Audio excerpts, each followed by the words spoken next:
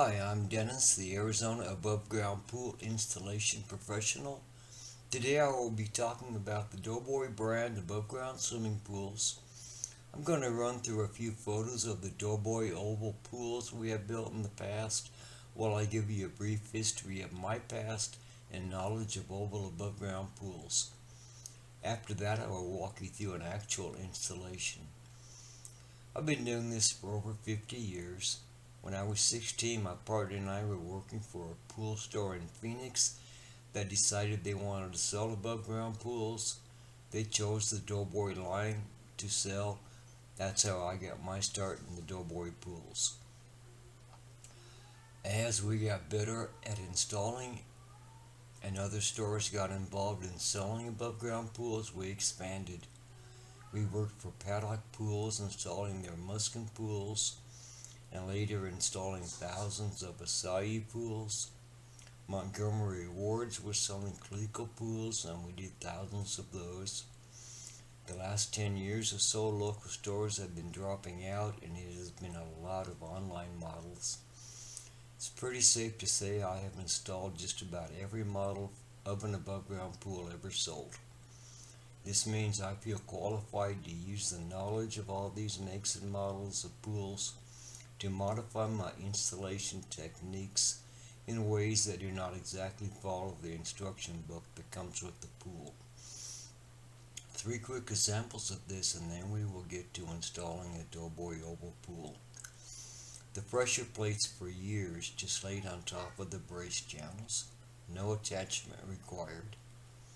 I still do a lot of my oval installs this way regarding of the brand. As other pools came on the market, the side supports were connected with straps. I do this with any pool that does not require a deep end or a deep center. The Doughboy method of installing a liner has always been pulling it up and over the existing frame. I do this with any pool I build, regardless of make or model. It's just my way of doing it. Just a quick note, if you are doing a deep end assembly, put an 8x8x16 block under the rear end of the brace assembly and fill it in with concrete. You'll be just fine. If you have been following me at shadebuilder.com or on YouTube, you know how to level the ground with a laser level and how to set a string line. So now we have the ground level and a string line on one side. We're about to begin the installation of the side braces. I'll be bouncing back and forth between 2 different installations to best illustrate the steps we are taking. While my helper is building the brace assembly, I am usually setting the string line, marking the center of the pool, and marking out the starting side. This is a 16 by 32 pool with 4 braces on each side, so my center needs to be between the 2 center braces. Off that point, I measure 2 foot in each direction for the 2 center braces. The next 2 are 4 foot in both directions. Having marked out my 4 trenches, each 4 foot apart, I start digging. This is where a lot of do-it-yourselfers go wrong, not setting the braces at the right depth. When you level the pool area, you picked a number on the level rod and level the entire area to that number. Now you want the bottom of the side bottom rails to sit at that number. This involves a little math. Let's say I leveled the pool area to a number 3. That's the number I will be leveling all the end rails and foot plates to.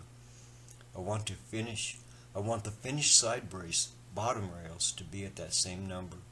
I'm going to dig a trench 3 1/4 inches deep and add another 4 inches in the back for the blocks.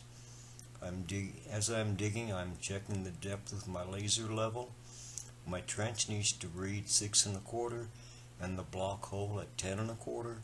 When the blocks are in place, I check the top of the block.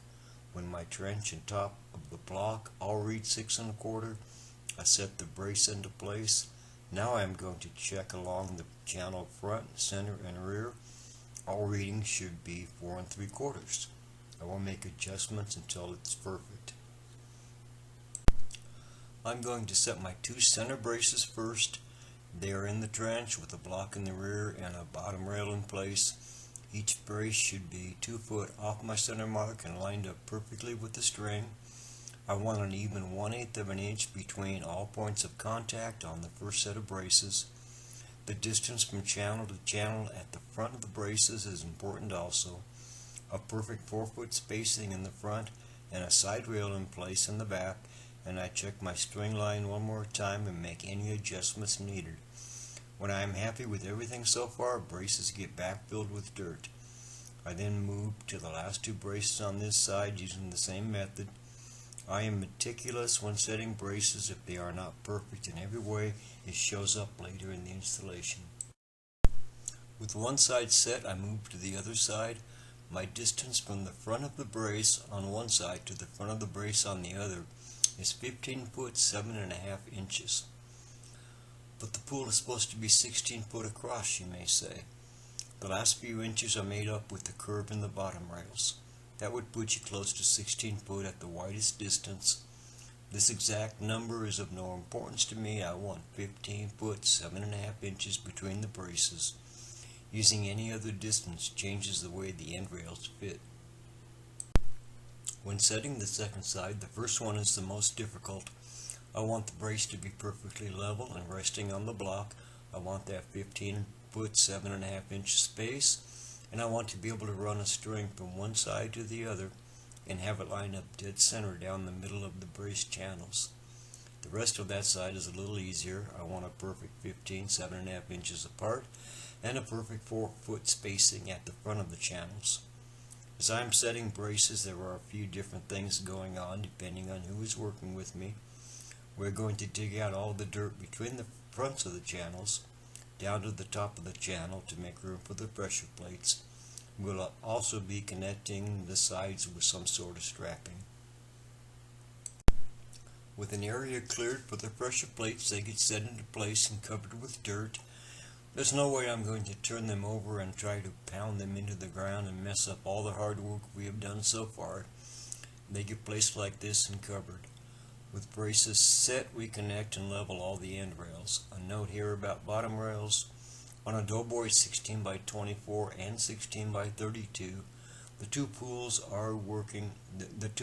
are working on here, the rails come in 3 different sizes. There are side rails, transition rails, and end rails.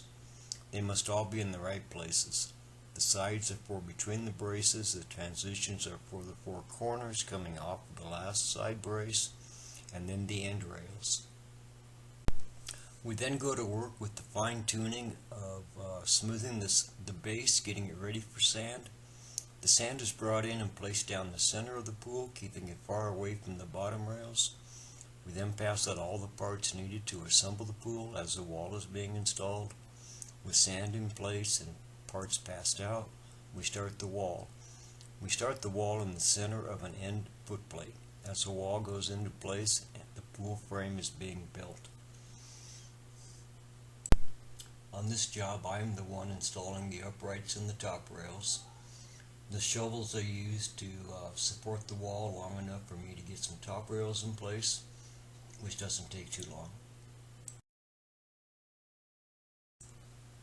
This photo shows the parts passed out, the tripod holding the start of where the wall starts, and the uprights going on, getting ready for top rails, and following right behind the guys unrolling the wall, putting the pool together.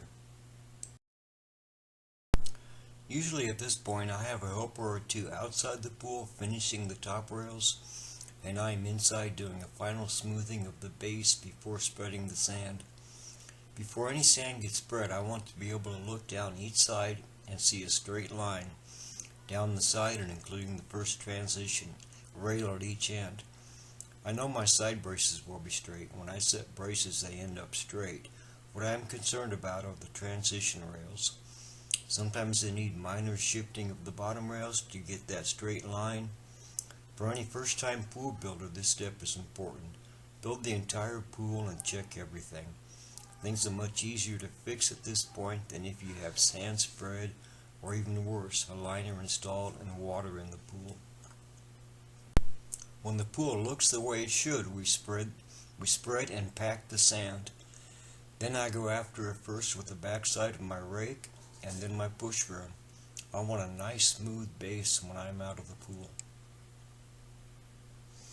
This is how the pool should look before the liner goes in, nice and smooth, and it should stay that way forever.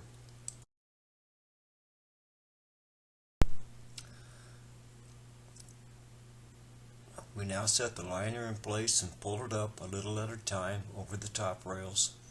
We're doing all this from outside of the pool, so we aren't disturbing the sand. These are the two pools we have been working on filling with water. While the pools are getting water in them, I am slowly letting the liners down while keeping the bottoms perfectly smooth and wrinkle-free. During this filling period, the tools get packed up and loaded in the truck, the ground around the pool cleaned up and packed in around the braces, and the boxes of pool came in neatly stacked. We want to leave the area looking the best possible. I'm usually installing the filter at this time, and the parts to finish the install are getting passed out. These include the retaining rods and coping strips. A note about the retaining rods: they come in two sizes, big ones and little ones. They interlock.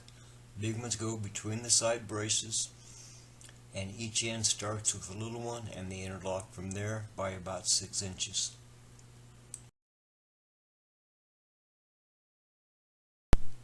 With the water a few inches from the sides of the pool, we begin the process of taking the pool apart, setting the liner, and putting the pool back together. I fold the excess liner back into the pool and hold it in place with clothespins while my helper is following behind installing the coping. While this is being done, the rods are being installed and the pool put back together. Notice the even overhang of the liner. This is how I like my jobs to look. This one is almost done. About this time I'm usually installing the skimmer and the return, while my helpers are finishing the pool installation. We have a finished pool with a wrinkle-free liner, smooth bottom, and a very happy customer.